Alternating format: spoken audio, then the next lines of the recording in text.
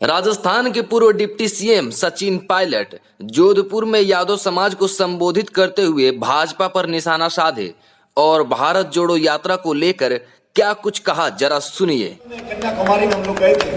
आप सब जानते हो, भारत जोड़ो जो यात्रा निकल रही है वो किसी के खिलाफ नहीं, वो पक्ष में है, वो लोगों के अंदर प्यार मोहब्बत बढ़ाने के पक्ष में है, वो किसानों को न्याय दिलाने के पक्ष में है, वो बेरोजगारी को खत्म करने के पक्ष में है, वो आसमान छूती महंगाई को खत्म करने के पक्ष में है।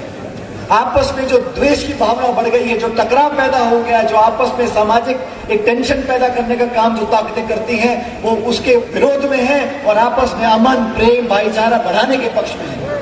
अपार समर्थन उस यात्रा को मिल रहा है। मैं चलकर आया था राहुल जी के साथ केरल में।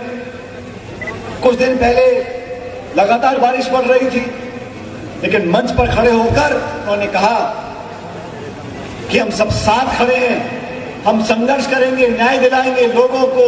और हमारी जो संवैधानिक संस्थाएं जिनको 60 दशक तक हमने पोषित किया, अलग अलग सरकारें रही, लेकिन कभी उन संस्थाओं को आंच नहीं आने दी। आज उन सब संस्थाओं को खोखला करने का जो काम कर रहे हैं, उनको चुनौती देने का काम राहुल गांधी जी कर रहे हैं। ये सिर्फ वोट लेने के लिए कोई नहीं चल रहा, कोई लंबे लंबे भाषण नहीं हो रहे, लेकिन देश में आम जनता के बीच संदेश लेकर वो जा रहे हैं। और मुझे लगता है कि उस यात्रा का ये असर पड़ रहा है कि लगातार हमारे जो साथी जो दिल्ली में सरकार को चलाते हैं, वो घबरा रहे हैं कि हमने बहुत वादे कर दिए, बहुत जुमले दे दिए, 2-2 करोड़ नौकरी हर साल दे रहे हैं, 15 लाख हर एक खाते में पहुंचा दिए, किसान की आमदनी दुगनी कर दी, काला धन समाप्त कर दिया, भ्रष्टाचार समाप्त कर दिया। 8 साल हो गए। सवाल तो पूछना पड़ता है, और सवाल पूछने के लिए हम हमेशा मौजूद रहते हैं, क्योंकि लोकतंत्र की ताकत है, जनता के हाथ में सत्ता की चाबी होती है। अलग अलग लोगों को जोड़कर जो व्यक्ति चलते हैं, जो नेता चलते हैं, जो विचारधारा चलती है, जो पार्टियां चलती हैं, उसको लोग पसंद करते हैं। आज यहाँ पे सामाजिक कार्यक्रम में हम सब लोगों को सम्मानित किया। योगेंद्र यादव जी बैठे यहाँ पर, जो मार्मिक इन्होंने कथा सुनाई, जो उनके साथ बीती।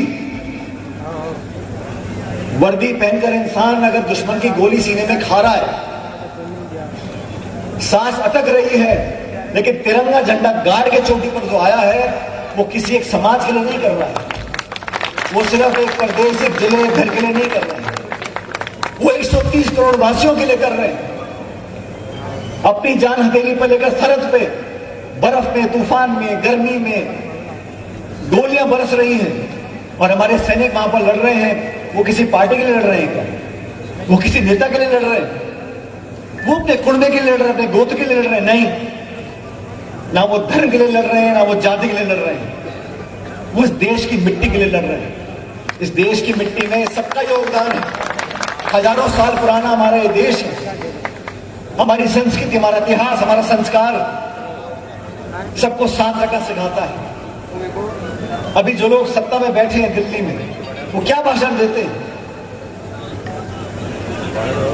लोगों के अंदर दरार पैदा करने की कोशिश करते हैं, लोगों को आपस में टकराव की स्थिति पैदा करने की कोशिश करते हैं। नाना प्रकार के मुद्दों का रोज टीवी चैनल में, अखबारों में देखता हूं मैं, कोई सर पैर नहीं। नींबू बिक रहा है 150 रुपए किलो, उसकी चिंता नहीं है, लेकिन ऐसे ऐसे मुद्दे निकाल कर लाते हैं, लोगों का ध्यान और दिमाग उसी दिशा में रहता है। लेकिन ये भ्रमजाल फैलाने वाली जो कोशिश है, ये बहुत लंबी चलने वाली नहीं है। धरातल पर आना पड़ेगा, जवाब देने पड़ेंगे, जनता के लिए काम करना पड़ेगा, किसानों को न्याय दिलाना पड़ेगा, और ये जुमलेबाजी बहुत लंबी चलने वाली नहीं है।